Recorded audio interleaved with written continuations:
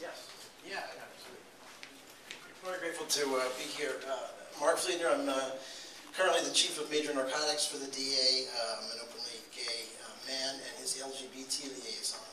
I've got to say, the stories that we're hearing, bits and pieces of which I've heard before, make me sad. That's a word that's been mentioned a lot. But to be perfectly honest, they mostly make me really, really angry. The DA wants very, very much to prosecute these people.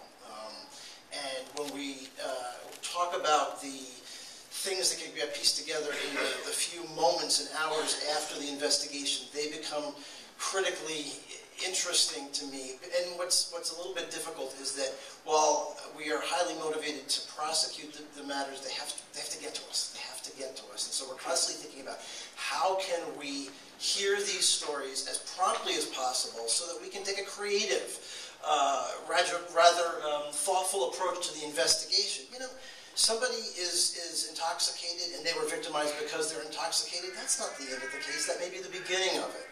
There may be eyewitnesses we don't know about. There may be video surveillance that we don't know about. There are so many creative things that we can do from an investigative standpoint. It's about getting to the point where we can do that. For that reason, acknowledging that there are people for a lot of different reasons, including the coming out process, which, by the way, for me was traumatic in a lot of different ways. What could be more traumatic than being faced with the decision to presently have to come out because you've just been assaulted, and we're aware of that. We set up a hotline, as been mentioned by the NYPD, and I appreciate it. The idea being that if for some reason the idea of dialing 911 or even dialing 911 on behalf of your friend is something that is not something you're ready to do right then, it's another way. It's another way to get to us. The number is 718-250-2759. You won't remember it. It's on a pamphlet that looks like just like this that's out there. You need to understand that it's part of a broad program that we have called Project Reach Out, which means that we have a designated LGBTQ member of our of our Witness Services Agency, our Victim Services Agency. We have comprehensive counseling and other safety resources that are available to somebody who is willing to make that connection. We have a great relationship with AVP, and we have a great relationship with the NYPD.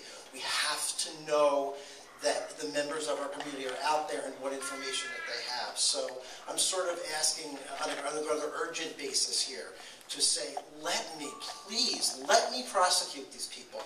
The DA would have been here today if he wasn't out of town. He feels very, very strongly about this, and I can hear him saying, no, we will not tolerate anybody being the victim of a crime like this because of the way they were born, because of the way they identify, that kind of thing.